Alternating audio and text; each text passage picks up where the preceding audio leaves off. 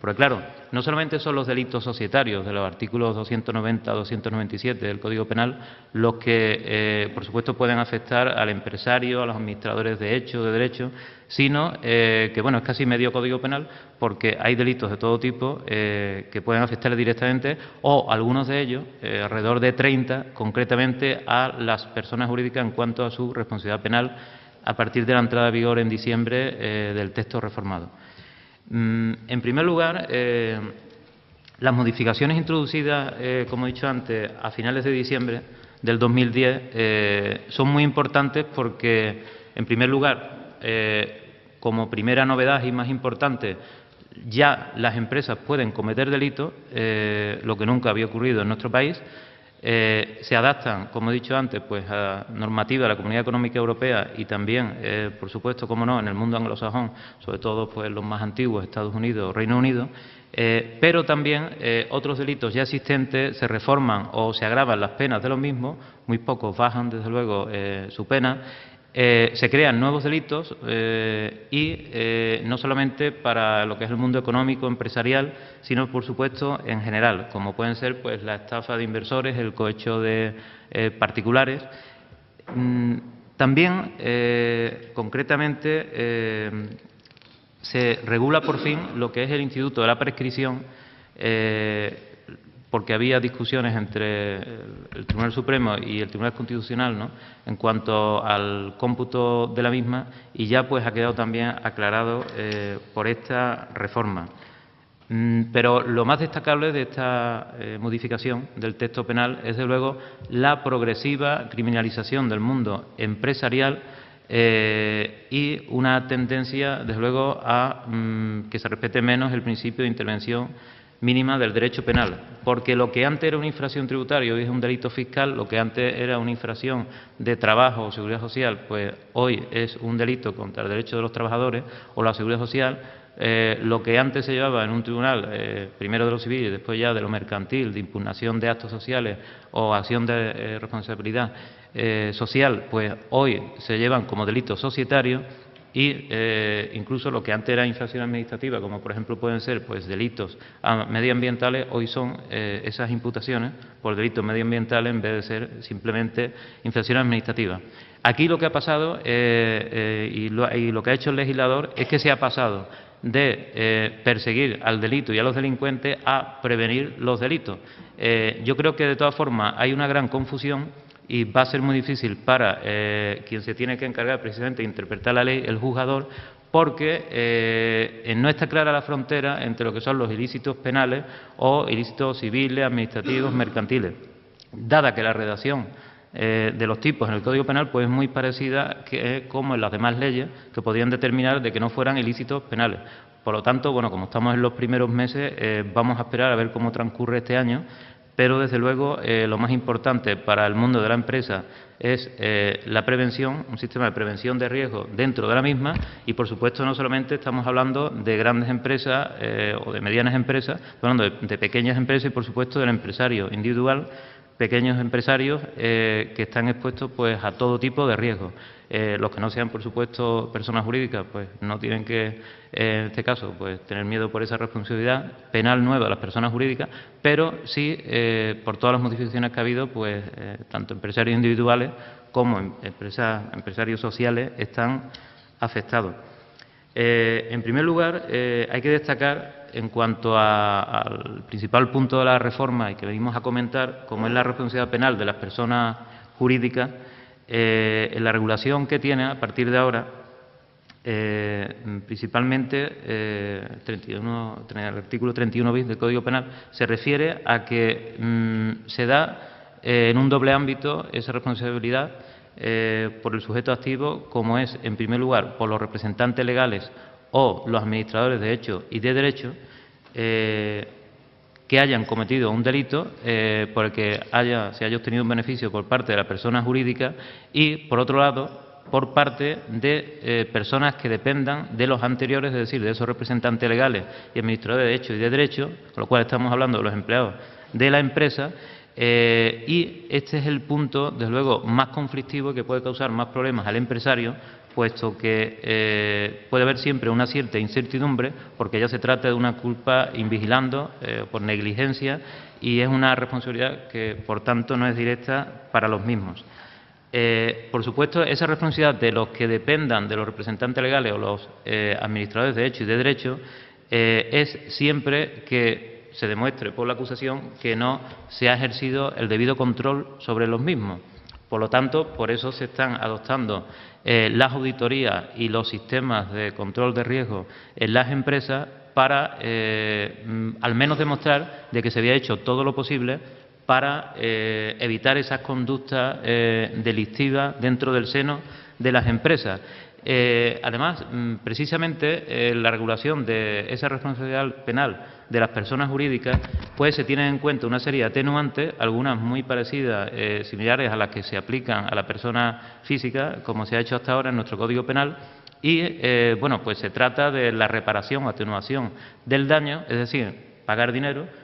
Ahí lo van a tener, desde luego, mucho más fácil pues las grandes entidades financieras, grandes corporaciones del IBEX 35 y bueno, pues empresas en general que tengan, pues desde luego, pues un tamaño grande, porque siempre les será más fácil pues conseguir que se sobresea o archiva su caso o que haya una sentencia absolutoria, porque no tendrán problemas para pagar. Lo más difícil será, desde luego, para los que tengan pues menos, en este caso, peso financiero o posibilidad de abonar una multa importante o poder rebajar y reparar ese daño.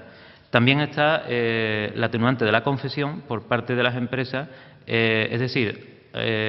reconocer incluso antes de que tenga conocimiento los juzgados qué delitos se han cometido y quiénes los han cometido, colaborar con la justicia para evitar riesgos mayores por la comisión de los delitos y también, por supuesto, incluso antes de que se dicte sentencia, el adoptar y demostrar que se han adoptado unos sistemas de prevención de riesgo, aunque antes no se hubiera hecho. Siempre, por supuesto, el aportar pruebas que ayuden a la investigación será también otra forma de atenuar la pena.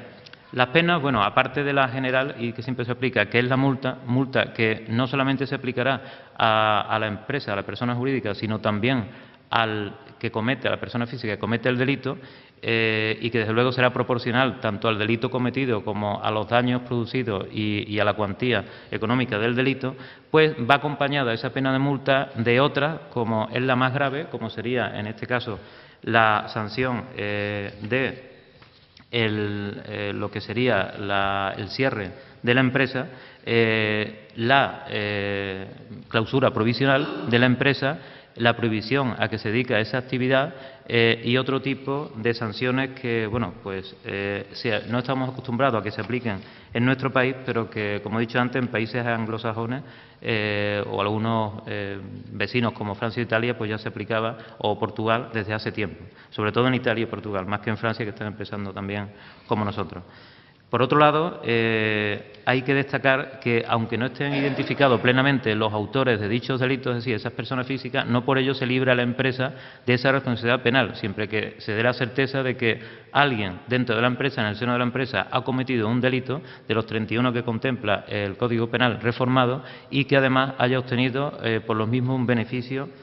dicha persona jurídica. Como he dicho, bueno, son alrededor de 30 delitos, están tasados, están recogidos en el Código Penal y, por lo tanto, pues se trata de un número clausus que hay para entender cuándo se produce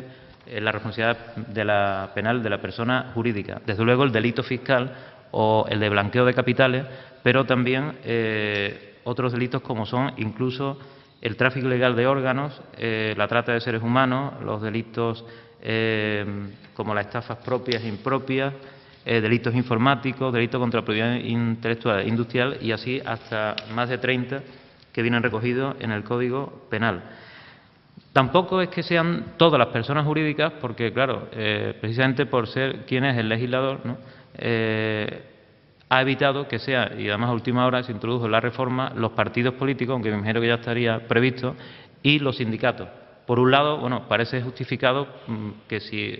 hay una comisión de un delito importante o de mucha cuantía o que afecta a muchas personas, pues tampoco sería justo, y para una democracia y un Estado de Derecho, que desapareciera un sindicato, un partido político, pero desde luego tampoco debería haber una exención total. Porque es que incluso las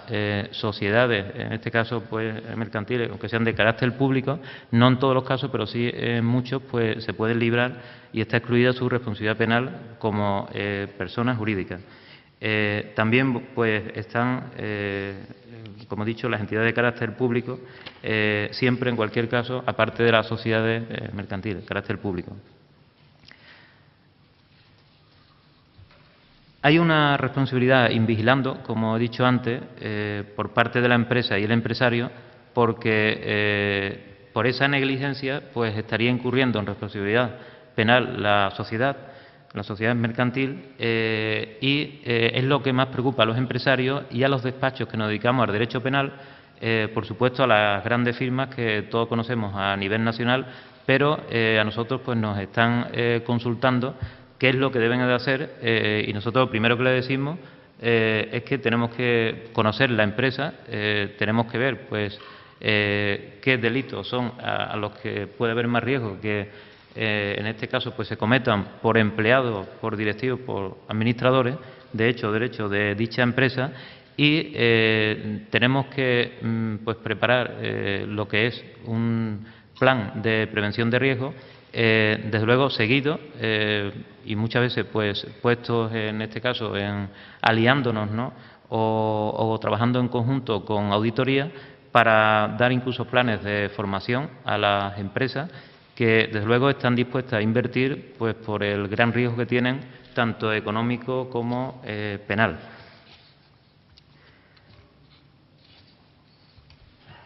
Las demandas de las empresas, como acabo de decir, se refieren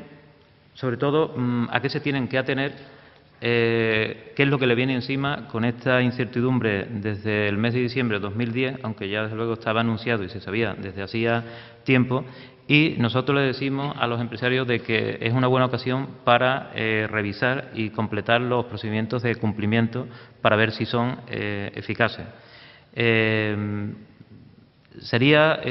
importante, por supuesto, pues la elaboración de reglamentos o códigos de conducta,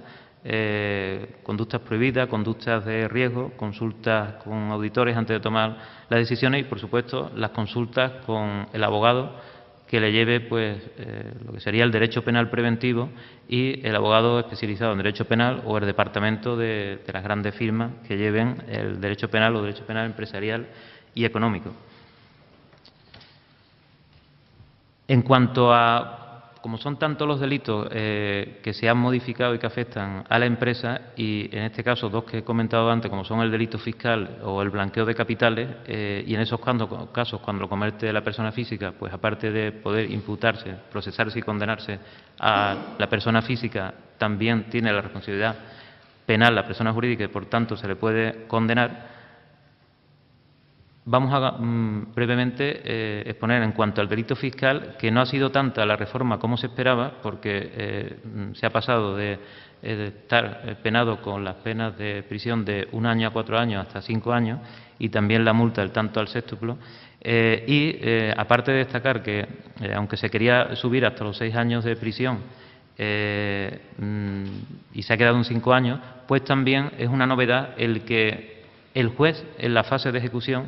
de la sentencia puede recabar la colaboración de la agencia tributaria para, en orden al cumplimiento del pago de las multas o de las indemnizaciones en concepto de responsabilidad civil, por ser precisamente quien tiene los datos más importantes para que se vea si hay solvencia o no y se pueda pagar si hay bienes suficientes. En cuanto al delito de blanqueo de capitales, sobre todo la novedad es el autoblanqueo, en el sentido de que el que comete un delito económico pueda ser condenado también por haber blanqueado por el provecho obtenido. Y también como novedad es que si antes se hablaba de la adquisición, conversión o transformación de bienes procedentes de actos ilícitos, ahora ya se habla también de la posesión, por la simple posesión de dichos bienes, lo cual desde luego pues da problemas de interpretación porque no está muchas veces claro y desde luego pues no está muy difuminada la línea, ¿no?, que separa a lo que es un ilícito penal a lo que no es, y desde luego pues podría haber imputaciones injustas, sobre todo en aplicación del principio de intervención mínimo del derecho penal.